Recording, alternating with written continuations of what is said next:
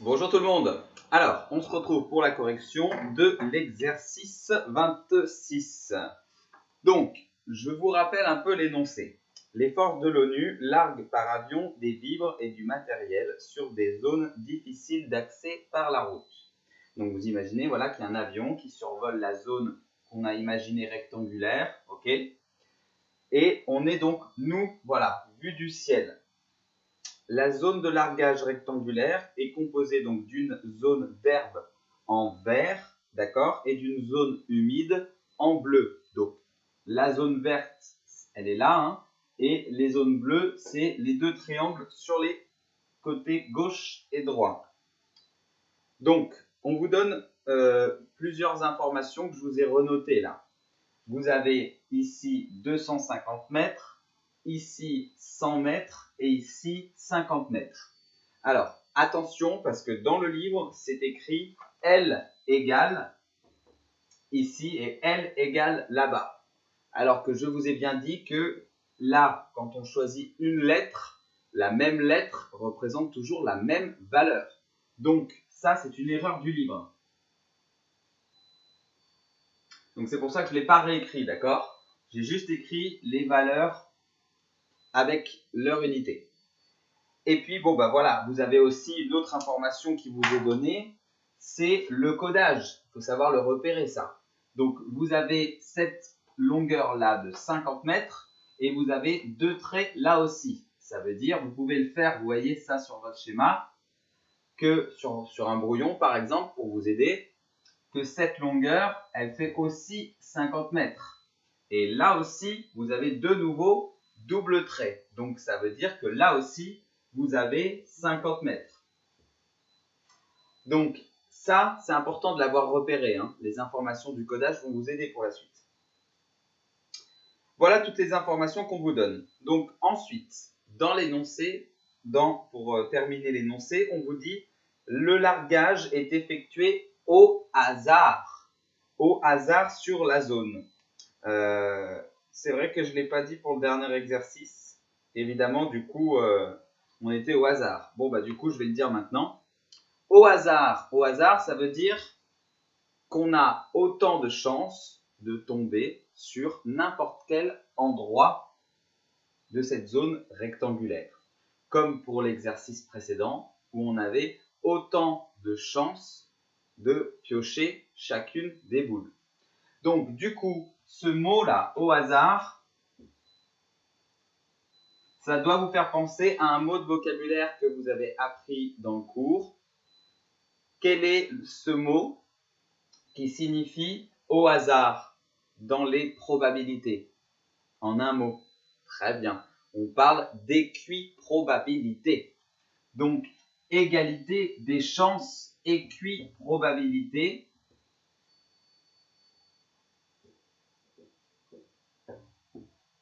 Ça veut dire que on a autant de chances de tomber là, là, là, là, là, là, là, là, etc.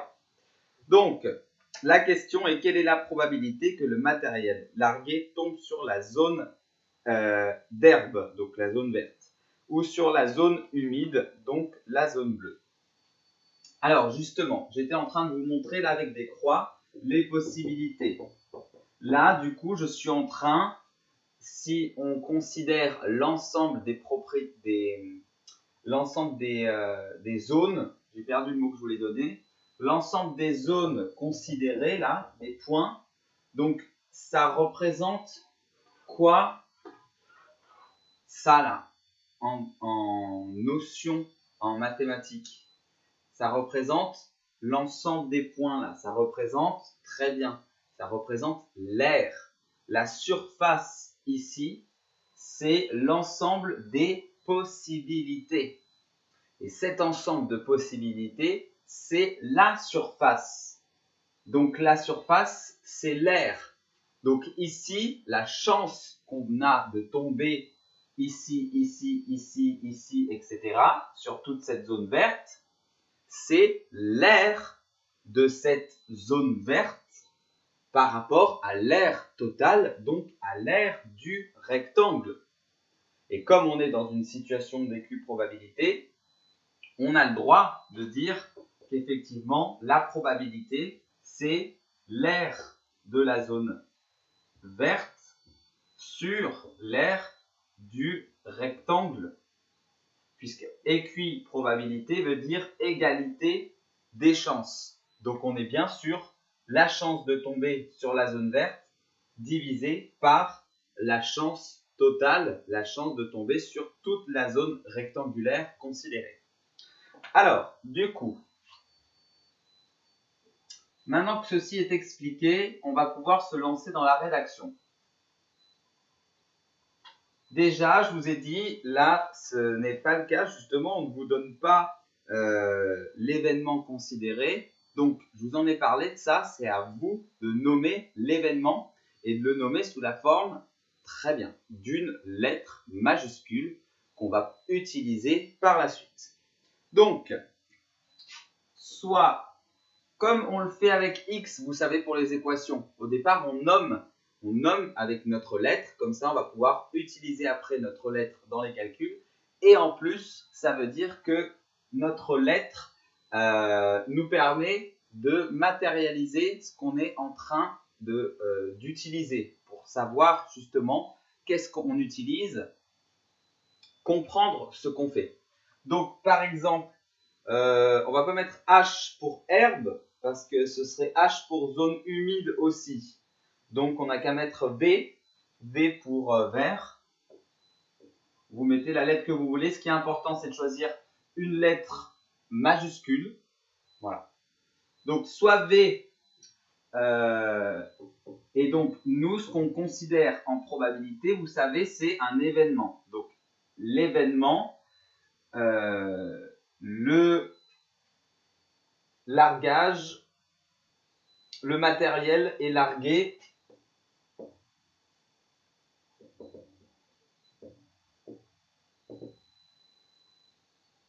sur la zone d'herbe. La zone verte, ça marche aussi, hein, on aurait compris. Et donc, nous, on va calculer la probabilité. Donc, P, vous savez, la fonction P de V pour calculer la probabilité de l'événement V. P de V égale, donc, l'aire de la zone. Donc, cette zone, le problème, c'est que c'est un polygone qui ne ressemble à rien. Donc, on n'a qu'à mettre R, V pour l'aire de la zone verte sur R rectangle.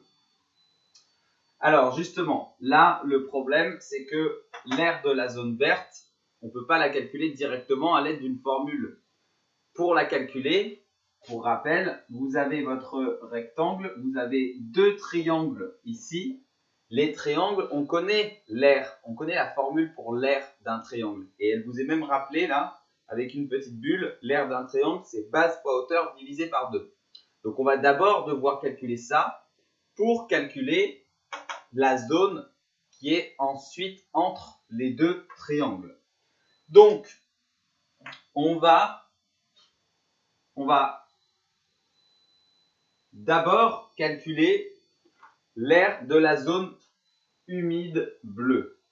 Vous allez comprendre en plus après pourquoi c'est beaucoup plus facile en plus de faire ça. Mais là, c'était pour vous dire qu'on suivait le sens de la question. Et c'est pas grave, ce qui est fait est toujours fait. On n'y reviendra pas, ce ne sera pas à refaire par la suite. Mais donc, on va finalement, vous voyez, changer l'ordre de la question. C'est pas grave, on répondra aux deux questions à la fin. Donc, du coup, on va mettre B pour zone bleue. L'événement, le matériel est largué sur la zone humide ou sur la zone bleue. Même chose, vous l'avez compris, on calcule la probabilité, donc P de B, et c'est donc la même chose, l'aire de la zone bleue sur l'aire du rectangle.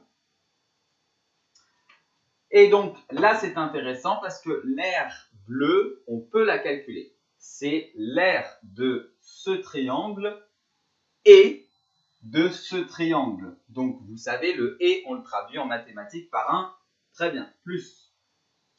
L'aire de ce triangle, je vous rappelle que c'est un triangle rectangle, puisqu'on est sur le coin d'un rectangle. On a ici 100 mètres et ici 50 mètres. On a la même unité, donc on est content. Et on se rappelle que la formule d'un triangle rectangle, c'est base fois hauteur divisé par 2. Base fois hauteur parce qu'il faut qu'on ait un angle droit.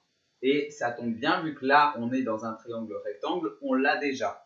Base fois hauteur, pourquoi divisé par 2? Parce que c'est la moitié justement d'un rectangle correspondant. Donc 100 fois, alors si vous écrivez la formule, c'est encore mieux, hein, base fois hauteur divisé par 2, mais bon, c'est pas très grave. Ce qui est important, c'est de bien avoir vu là qu'on pouvait remplacer directement parce qu'on a la même unité. Donc 100 fois 50, base fois hauteur divisé par 2. Attention, ça, c'est qu'une partie. Il nous faut l'autre. L'autre, c'est pareil. On est sur un triangle qui est rectangle. D'accord? Puisqu'on est sur le coin du rectangle. Coin supérieur droit. Donc, c'est pareil. Base fois hauteur. Ça dépend dans le sens que vous prenez. Si vous choisissez que là, c'est la base et là, la hauteur ou vice-versa. L'important, c'est d'avoir un angle droit. Okay? Pour que ce soit toujours pareil. La moitié d'un rectangle correspondant. Là, les deux côtés ont la même longueur puisqu'il y avait le codage. Ça ne change absolument rien, hein, que ce soit un triangle rectangle ou un triangle rectangle isocèle. Donc, c'est pareil. Base fois hauteur, ça fait 50 fois 50. On a la même unité, c'est en mètres à chaque fois, donc on peut remplacer. Sinon, il aurait fallu convertir pour avoir la même unité qu'ici. 50 fois 50 divisé par 2. Et l'aire du rectangle, c'est longueur fois largeur. Donc, on a 250 fois, c'était 100 sur le côté. Attention, là, c'est un rectangle, hein, donc c'est pas divisé par 2. Le rectangle, vous savez, hein, longueur fois largeur. On a tout en mètres, donc on a tout remplacé. Donc, on peut faire une étape intermédiaire au niveau des calculs. 100 fois 50 divisé par 2, 100 fois 50 divisé par 2, plus 50 fois 50 divisé par 2, ça nous fait 3750. Sur 250 fois 100, ça fait 25 000.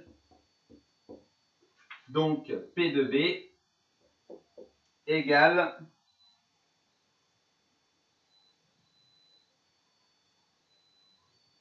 0,15. On encadre. Ça veut dire que, par exemple, si je le transformais en pourcentage, ça fait 15%. Voilà.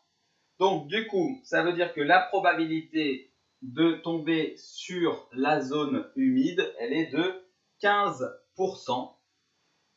Donc, vous voyez, après, c'est beaucoup plus simple de faire comme ça pour trouver la probabilité de tomber sur la zone verte. Pourquoi? Parce que vous n'avez pas d'autre possibilité que de tomber soit sur la zone bleue, soit sur la zone verte. Donc après, une fois que vous avez fait ça, c'est hyper facile de trouver la probabilité de la zone verte. Vous n'avez que deux options. Donc qu'est-ce qui se passe en fait? Quel est le lien en termes de vocabulaire entre la zone verte et la zone bleue? On en a parlé de ça. Oui, très bien. L'événement V est l'événement contraire de l'événement B. Parce que si V se produit, B ne se produit pas. Et inversement, si B ne se produit pas, se produit, je ne sais plus ce que je disais, se produit, alors V ne se produit pas. Donc, du coup, la somme des deux probabilités, P de B plus P de B forment l'ensemble des probabilités. Donc 100%. 100% c'est 100 sur 100, donc ça fait 1. Très bien. Donc comment faire pour trouver P de B? P de B, on fait du coup moins P de B, donc moins P de B. C'est comme une équation, à gauche, à droite.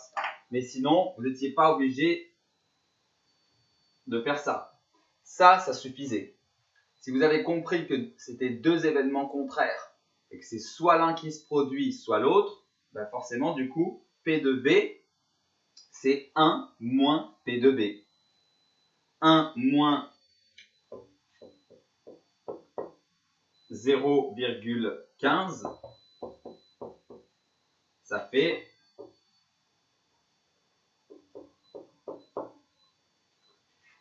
0,85. On encadre. Voilà donc pour la probabilité de l'événement V. Et donc, on peut conclure après phrase-réponse. La probabilité que le matériel largué tombe sur la zone d'herbe est de 0,85. Stop, il n'y a pas d'unité là pour les probabilités. Et la probabilité que ce matériel tombe sur la zone humide est de 0,15. Donc, ça, c'était, je pense, la méthode la plus simple pour arriver à votre solution. Maintenant, si on revient avec les aires, vous voyez, quand vous avez calculé vos aires, l'aire de la zone bleue, c'était 3750. D'ailleurs, au niveau de l'unité, ce serait 3750 quoi, vu qu'on avait des mètres. Oui, très bien, ce serait des mètres carrés. Et donc, du coup, la probabilité de V, ce serait l'aire. Comment ferait-on pour trouver l'aire de cette zone-là, sachant qu'on connaît l'aire d'ici et l'aire d'ici, ça fait 3750, et qu'on connaît l'aire globale. Alors oui, du coup, on aurait pu faire une soustraction. Ce serait 25 000 moins 3750, ça correspond ça à l'aire d'ici, donc on aurait pu trouver aussi avec les aires. C'est juste que vous voyez donc, pour trouver l'aire de cette zone verte, on était obligé de calculer de toute façon l'aire de la zone bleue. Et après, faire l'aire totale moins l'aire de la zone bleue pour trouver l'aire de la zone verte. C'est pour ça que je vous ai dit que c'était donc beaucoup plus simple de commencer tout de suite par calculer l'aire de la zone bleue. Et ensuite, on a juste à faire un moins. Vous voyez? Maintenant, si vous avez commencé par faire ça, vous avez vu que donc vous aviez calculé l'aire de la zone bleue en calculant l'aire de la zone verte sur 25 000. Et ça, si vous ne vous êtes pas trompé, ça fait aussi 0,85. Voilà donc pour la deuxième méthode, pour ceux qui auraient suivi l'ordre de la question et qui auraient d'abord calculé l'aire de la zone verte. Voilà, c'est terminé pour cet exercice.